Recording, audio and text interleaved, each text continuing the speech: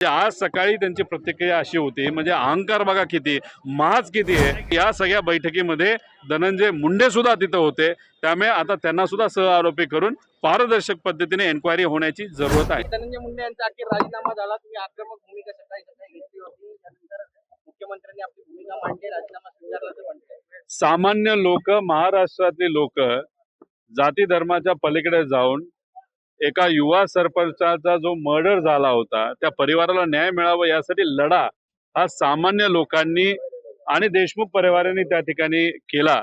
आणि हा जो परिणाम आहे, आज जे काही राजीनामा धनंजय मुंडेला द्यावा लागतोय तो त्याचाच परिणाम आहे। पण फक्त हा विषय इथंच थांबतो असं नाही, धनंजय मुंडेंना सुद्धा सहआरोपी केलं पाहिजे। कारण का भाजपच्याच एका आमदारांनी सांगितलं होतं की जे पैसे एक्स्ट्रॉशन एका कंपनीकडनं केलं गेलं आणि हे जी सगळी मुळं तिथूनच सुरुवात होतात, ते एक्स्ट्रॉशन आणि त्या पद्धतीची बैठक कुठं झाली असेल तर धनंजय मुंडेंच्या घरी झाली होती। त्यामुळे सुरुवात तिथं झाली असेल तर सहआरोपी हे धनंजय मुंडेला केलंच पाहिजे आणि पारदर्शक पद्धतीने या सगळ्या गोष्टीचा तपास झाला पाहिजे। याच्यामध्ये कोण कोण होतं, सत्तेतले कोण कोण होतं, असं आमच्या सगळ्यांचं त्या ठिकाणी मत आहे। 85 दिवस लागले राजीनामा घेण्यासाठी, काय म्हणा? हा अहंकार होता।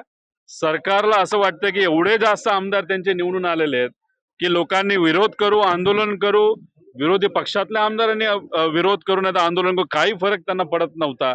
पण लोकांकडनं तीव्र निषेध त्या ठिकाणी झाल्यानंतर आणि देशमुख परिवाराने जो लढा लढला त्यामुळेच सरकारला झुकावं लागलं। त्यामुळे सामान्य लोकांची ताकद किती असते आज तिथं आपल्याला बघायला मिळालं। दुर्दैव एवढंच आहे की एखादा व्यक्ती त्यांचा मृत्यू झाल्यानंतर तो व्यक्ती परत येऊ शकत नाही, पण न्याय मिळायला सुरुवात झाली असं आपल्याला कुठेतरी तिथं म्हणावं लागेल। तसंच सूर्यवंशी परिवाराला सुद्धा न्याय आपल्याला येत्या काळामध्ये द्यायचा आहे। पण देशमुख परिवाराची अजून एक मागणी आहे, जी लोकांची मागणी आहे की सहआरोपी धनंजय मुंडेला झालंच पाहिजे। कारण का त्या कंपनीकडनं पैसे मागण्याची बैठक ही धनंजय मुंडेंच्या घरी झाली होती असं भाजपचा आमदार त्या ठिकाणी पुराव्यासकट म्हणत असेल तर मग सहआरोपी करून या सगळ्या विषयामध्ये पारदर्शक पद्धतीने एन्क्वायरी होणं पण तितकंच महत्वाचं आहे। सुरेश दास यांनी दावा केलाय की सातपुडा बंगल्यावरती बैठक झाली आहे आणि खंडणीच्या अरे 2.5 महिने काय झोपला होता, नैतिकता काय तुम्हाला दिसली नाही का? हे जे फोटो आणि जी काय चर्चा आहे, जे काय व्हिडिओज आहेत, तुम्ही सत्तेत असल्यानंतर तुम्हाला 1.5 महिन्यापूर्वी ह्या सगळ्या गोष्टी दिसलेल्या आहेत, तेव्हा तुम्हाला नैतिकता कळली नाही का?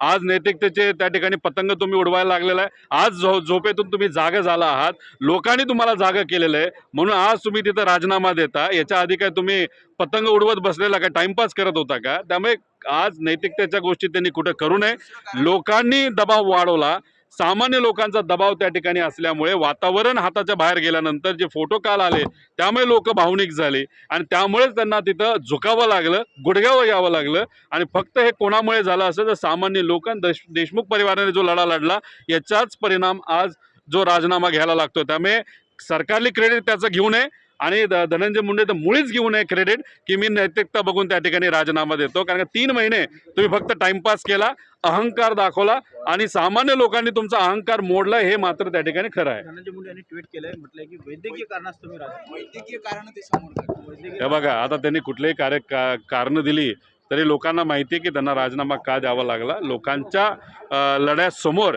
त्यांना तिथं गुडघे टेकावेच लागले।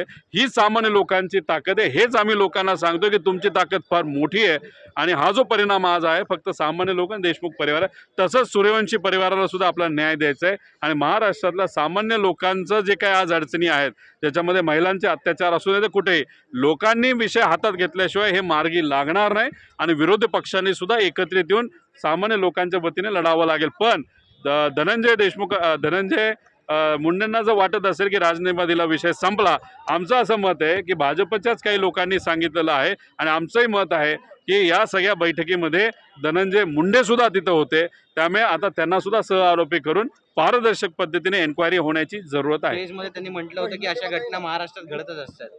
आता विषय एवढा आहे की त्यांना अहंकार येत आहे की प्रत्येक जिल्ह्यामध्ये अशा घटना घडत असतात। म्हणजे आज सकाळी त्यांची प्रतिक्रिया अशी होती, म्हणजे अहंकार बघा किती, माज किती आहे की सगळ्या जिल्ह्यांमध्ये अशा घटना घडत असतात। फोटो बघितल्यानंतर लोक अक्षरशः भावनिक झालेले आहेत। त्यामुळे उगाच काहीतरी बोलून लोकांची दिशाभूल करू नये. तो अहंकार आहे त्यांचा आणि तो अहंकार इतका जास्त झाल्यामुळे त्यांचे जे कार्यकर्ते मित्रपरिवार आहेत त्यांच्यात राक्षसी प्रवृत्ती आल्यानंतर अशा पद्धतीने मर्डर त्या ठिकाणी झालेला आहे आणि हीच प्रवृत्ती कुठेतरी आपल्याला मोडून काढावी लागेल.